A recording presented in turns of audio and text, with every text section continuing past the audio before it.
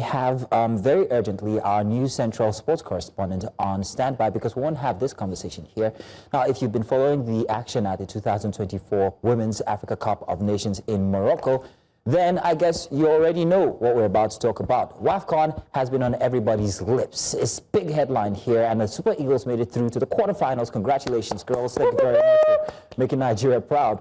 Now, with passion, precision, and plenty of flair, the Falcons have stormed through the group stage, putting on a solid, and I say solid, show of strength and strategy, and reminding the continent why they remain one of Africa's most dominant football forces. Ah, yes, indeed. So from goalkeeper brilliance to midfield control and those decisive finishes up front, it's been a team performance to watch. Now, the big question on everyone's lips is, what next for the Falcons as they prepare for the quarterfinals? And most importantly, what is the mood in the camp? What are the tactics? And who might they face? Well, to answer all that question, we have our very own sports correspondent, and that is Onyinyechi Obaroh, who is live in Morocco and who has been at the pitch side, the press conferences, and I've watched the training firsthand. I am jealous. Onyinyechi, first of all, if you can feel the jealousy through the room and onto your screen, forgive us. Yeah, don't forgive us. We're jealous, and we're not ashamed that we're jealous. Jealous, but also you look radiant, all right?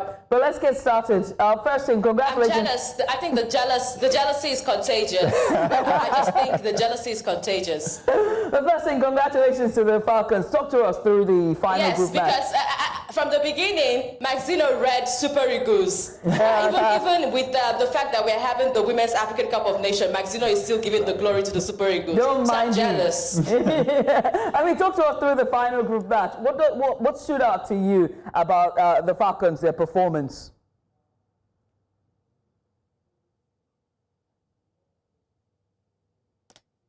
We're still, today's match day, of course, Judith. They have Algeria to face for their final Group B match at the Women's African Cup of Nations. Yes, preparations ongoing to face up with Algeria. Algeria is a familiar opponent for the Super Falcons of Nigeria, though the crop of players who the Super Falcons face in the international friendly, two-legged international friendly in Ikenne, Ogun State, are not the same crop of players that are at the Women's African Cup of Nations at the moment. Yes, we have a little bit of rejig in that system, and the coach of the side said that the players who he used to execute the match in the international friendly are not here. He's also in the dilemma. But for coach Justin Madugu, he's unfazed by anything that the Algerians will bring into the table. The Algerians have got a clean record in the Group 2. They won their first match against Botswana. They drew their second against Tunisia. So they're on a clean record too. They just sit behind Nigeria because Nigeria has had 3 points, while we have Algeria having just 4 points, generating 1 from that draw against Tunisia. So both sides, there's a possibility that they go through in this competition. But there is one hurdle to face. And this third match will be a big decider to know if Nigeria will finish in second on the group. That's if they lose to Algeria. Because if they lose to Algeria, all 3 points goes to Algeria, and they garner 7 points in total to stay at top. Remember, Nigeria has got only 6 points. So a loss for Nigeria would be Algeria getting to the top of the table, leading the top of the table, or finishing strong in Group B. But if Nigeria gets to win this one, they have a clean one. That's 3 points garnered from 3 matches played, and they finish with 9 points. Now, this is the first time that the Super Falcons have not conceded in any group match. The first time since 1998 that the Super Falcons have not conceded in any group match in the Women's African Cup of Nations. So this third match will be a great one, history for Justin Madugu, if he can wrap up the third match without conceding any goal. Oh, fantastic. Yeah, There was something that happened in the last match, Nigeria and Botswana. Assistant Suala was substituted. There was a reaction from her, and we're wondering what it was. We also got the coach's comments on it. But could you give us some more detail about that occasion, that instance?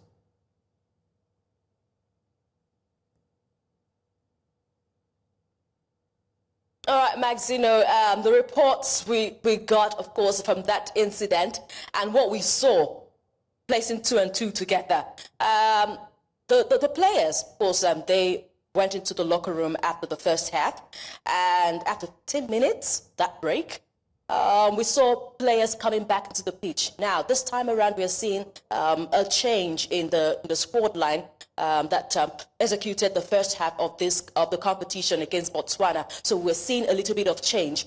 Now, Asisat Oshoala walked into the sideline of the pitch, waiting to go into the pitch. Now, we're saying that she has been substituted, but she did not know that she has been substituted. So she was a bit displeased that, why will I be substituted and I do not know about it? She was displeased at the coach. She showed that displeasure to the coach. And the next thing, Asisat Oshoala is moving away from the sideline, walking back into the locker room. You could see that displeasure in her face. She walked back to the locker room. 5 minutes later, we are seeing Asisat Oshoala returning back from the locker room, walking just behind the sideline where the players sit and going to have a sit.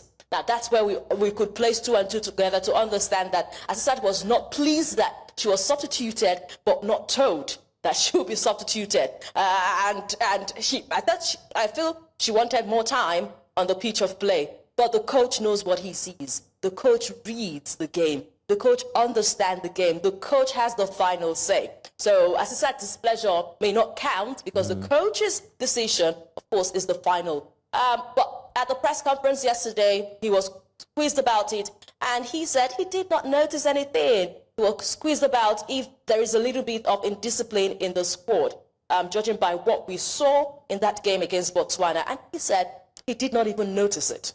But if he notices any indiscipline in the team, he would deal with it accordingly. So that's downplaying whatever happened between himself and Asisat Oshoala. But I'm very sure they will handle the situation properly, Maxino.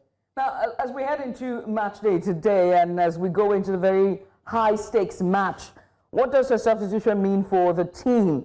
What's the mood like, the atmosphere like for the Falcons in the camp? Are the players confident? Because we know that Asisat Oshoala, somewhat, she's a morale booster for the players, for the Falcons. Are they relaxed? Are they feeling pressured ahead of the quarters? And are we going to see her in this match? Is there a chance?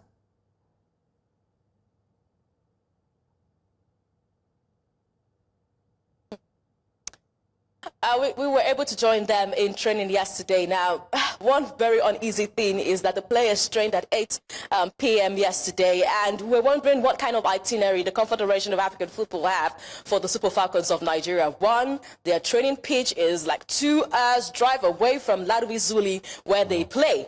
So that's 2 hours drive, and you're wondering what is really happening. Are there not other training pitches around here that the Super Falcons can use? Now, they had their training 8 p.m. and remember, today they'll be having their game at 8 p.m. That's not a good time for players who are about to execute a game the next day. Match day is the next day. But yesterday camp, everyone's good. There's no injury yet. We are so happy because it's a good thing. It's good news for coaches when they see their players are in good condition.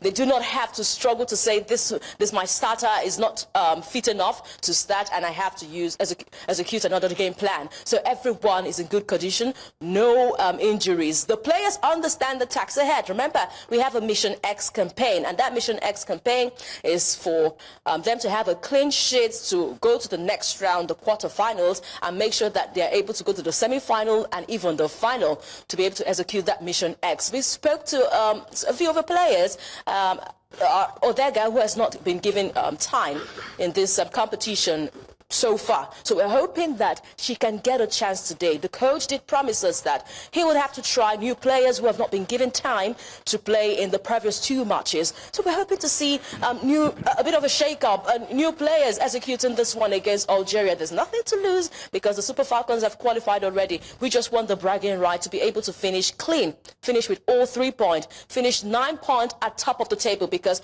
if the Super Falcons finish at top of the table, they will maintain Casablanca, the Ladubizuli Stadium, where they have been executing their group matches. They do not have to move to another because Group A winner, Group B winner will have to face up with Group A second place. So whoever finishes second place in Group A will come over to meet the Super Falcons if they finish top of the table. But if they do not finish top of the table, they have to relinquish Ladubizuli Stadium where they have been executing their matches and then go to where Group C winner is. So there are some permutations, and the Super Falcons know what is at stake. They must be able to finish at top, finish with 9 points, finish with a clean sheet in all 3 matches, make sure that they maintain their stadium, and also the bragging rights, because the Super Falcons fans in here, they do not have the supporters club. They have fans, Nigerians living in Morocco, not only Nigerians, there are Liberians there who are also rooting for the Super Falcons. There are Ivorians there who are rooting for the Super Falcons. So all this conjoined together, the fans are singing, are chanting. I would say the fans gave the Super Falcons that win against Botswana because they kept cheering them. They kept telling them, you can do this. They gave them nicknames. Every Super Falcon player has got a nickname. So in camp right now, the girls understand, and I'm hoping that they can bring that to the pitch of play, Judith. The pressure is getting worse. It's getting worse. The pressure is getting worse. I must say, we love our bragging rights, by the way. So, Mazino. Yeah, I wanted to say, let's leave the fans, let's leave the girls, let's leave football. Let's talk about you and your experience in Casablanca. Oh, gosh. Because it does seem like the sun is doing you plenty of good. And we're wondering whether you'd be returning back to New Central. But do tell us about the experience there, because I know it's a very interesting place to be at. Let's round up with that. Maxino, thank you so much. Maxino, you care about me, and I love it. I love it for you. Maxino, I've not been able to find Nigeria food. Oh, my word. In the first place when we got here, it was work. Oh, yes, we had sorted our apartment, so we had somewhere to lay our heads. That's the first priority anyway. But food, Maxino, we've got couscous, eating couscous back to back to back. That's nice. Then we have fries. We have to deal with fries and chicken. Oh, Maxino, my stomach is missing some swallow, you know. God. Oh, no, it's all good. When you guys do this thing, it kills me. We've got a little bit of a change in the daylight system. So they've got midnight sun here. And it means that they've got a longer day. The sun goes down sometime around 9 p.m. At 8 p.m., you see everywhere still very clear, like it's 6 p.m. in Nigeria. So the change, children around here are still playing on the streets as at 8 p.m. So you can see that little change, but I'm enjoying it. I'm enjoying it. And that's why you see more of the matches, some of them being played at 8 p.m. They just want that night filled. So these matches run into sometimes 9:30 p.m. to 10 p.m. But so far, Maxino, I think I'm good. Nigerians, what we do, we're very resilient. We adapt to any situation wherever we go. Not you saying resilience because of food. The cameraman is saying we're not good, but I'm good. You are describing because you don't have your usual food. You're putting it side by side to resilience. Just a funny person. Well, I would love that for you. Well done on all the hard work. We do hope that you enjoy Food is what will push me. Food is what will push me forward. Judith, I need food. I need to fill up the tank. You have food. You just don't have swallow. That's the difference. Thank you very much. It's been grand having you here, sharing your experience and everything. And thank you for giving us that little cherry on the ice cream sundae. And I meant that all pun included. Thank you very much, Onyinyechi.